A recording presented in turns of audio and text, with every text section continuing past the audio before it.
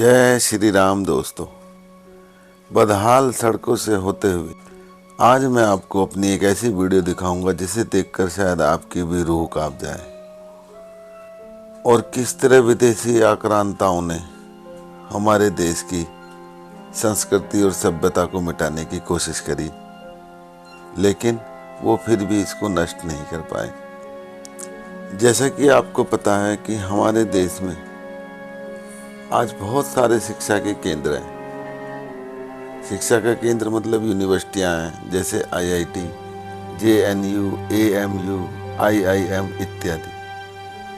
परंतु आज से हजारों साल पहले भी हमारे देश में यूनिवर्सिटियां थी जो शिक्षा का केंद्र माना जाता था और जहां भारत से ही नहीं, भारत के बाहर से भी लोग आते थे पढ़ने के लिए। और आप विश्वास नहीं करेंगे कि उस समय इन विश्वविद्यालयों में मेरिट के आधार पर सिलेक्शन हुआ करता था और यहाँ पर दुनिया भर की भाषाओं की पांडुलिपि होती थी।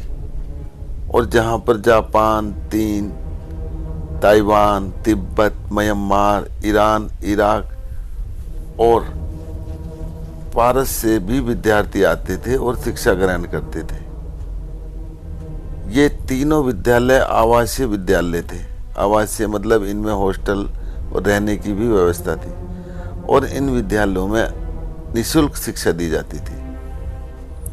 और अब मैं आपको उन 3 बड़े विश्वविद्यालयों के नाम बताता हूँ जो आज से हजारों साल पहले हमारे भारत में विकसित थे।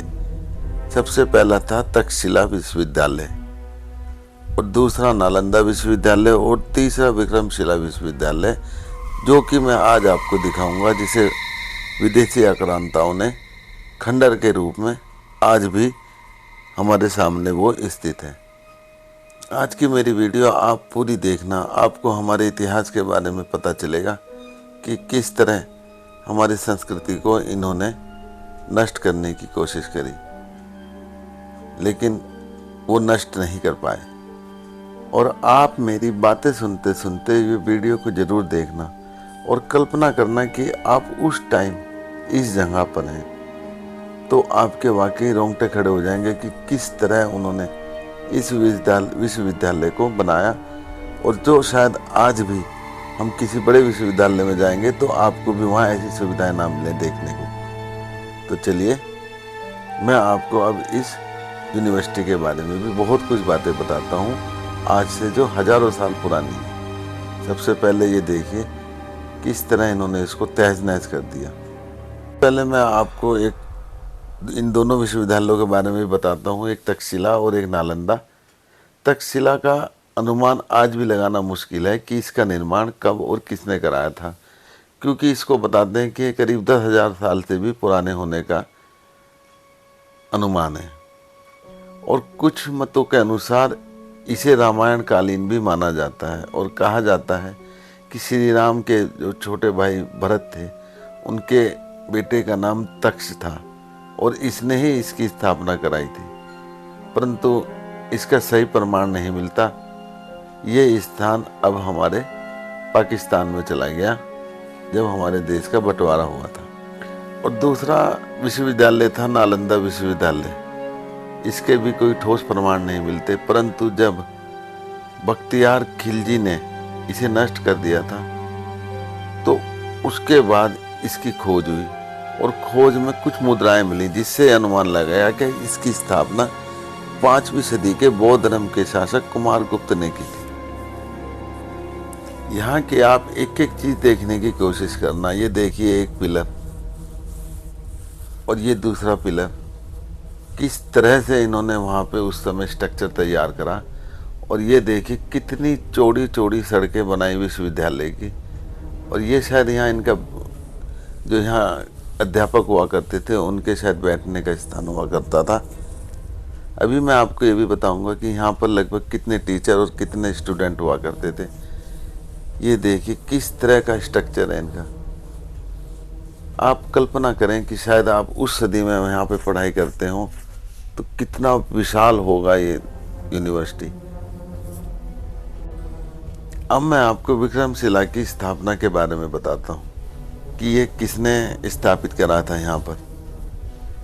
ये बात है 7वीं सदी की, और ये पाल वंश के राजा एक धर्मपाल जी हुआ करते थे, जिन्होंने इसकी स्थापना करी। और इसकी स्थापना हमारे बिहार राज्य के भागलपुर जिले में कराई गई थी। और पाल वंश के शासक धर्मपाल ने ही नालंदा के विकास के लिए भी बहुत काम करा था। और बताते हैं कि कभी 200 गांव उन्होंने नालंदा विश्वविद्यालय को दान में दे दिए थे। और नालंदा और विक्रमशिला के प्रोफेसर एक दूसरे कॉलेज में भी पढ़ाने जाते थे। ये देखिए कितना चौड़ा रास्ता है यहाँ पर, जिसमें से बच्चे और टीचर जाते होंगे। और ये पिलर भी आप देख सकते हैं कि कितने विनाशकारी तरीके से बख्तियार खिलजी ने इसको नष्ट करा होगा। देखिए कितने बड़े बड़े पिलर थे, सबको उसने नष्ट कर दिया। ये था यहाँ पर बाहरी आक्रमणकारियों का षड्यंत्र, जिससे कि हमारी संस्कृति खत्म हो जाए और वो हमारे भारत पर राज कर सकें। सारे पिलर ऐसे टूट के आज भी इसी तरह गिरे हुए हैं कि जैसे वो बख्तियार खिलजी के खिलाफ अपने सबूत देते हों।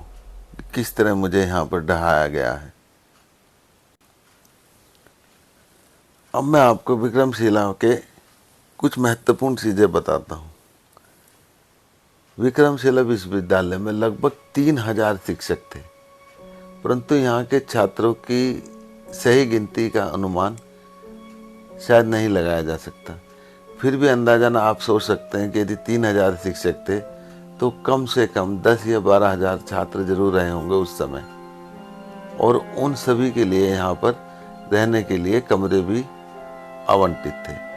और इससे अंदाज़ा आप कल्पना कर सकते हैं कि इसका ये कितना विशाल रहा होगा, जिसमें 10,000 छात्र रहते भी हों, खाना भी खाते हों, पढ़ते भी हों। तो कितना विशाल यूनिवर्सिटी रही होगी उस समय की ये।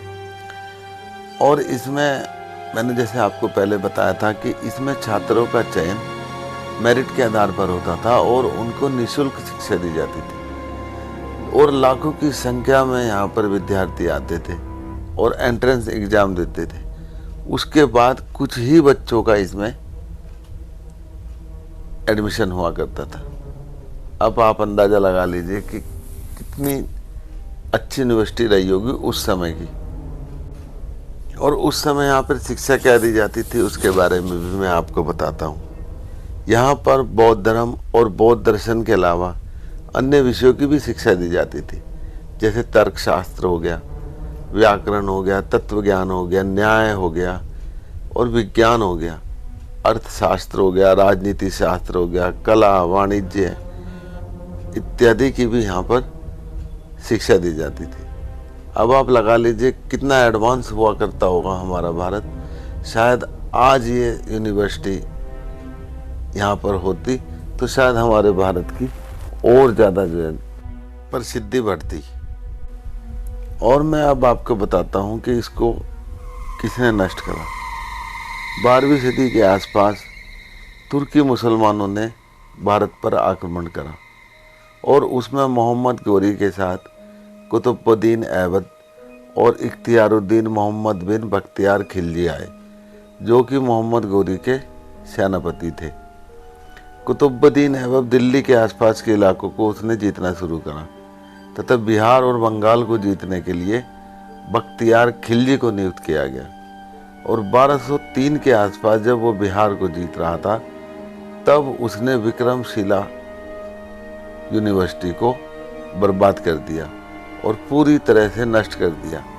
और बाद में विक्रमशिला की नींव के ऊपर मिट्टी भी भर दी और वहाँ खेतीबाड़ी होने शुरू हो गई। परंतु 1960 के आसपास वहाँ कुछ खंडर होने के प्रमाण मिले और पुरातत्व विभाग ने इसकी खुदाई की, तब वहाँ पर विक्रमशिला के होने का पता चला। और आप विश्वास नहीं करेंगे, अभी भी वहाँ पर मिट्टी के नीचे इतने सारे खंडर हैं कि यदि आज भी खुदाई करी जाए तो वहाँ पर इसका और विस्तार रूप से मिलेगा। मेरी बातें सुनते सुनते आप इसके स्ट्रक्चर को भी देखते चलें कि कितना भव्य और किस तरह का ये यूनिवर्सिटी बना रखी है। आज भी उस समय की ईंटें यहाँ पर लगी हुई हैं।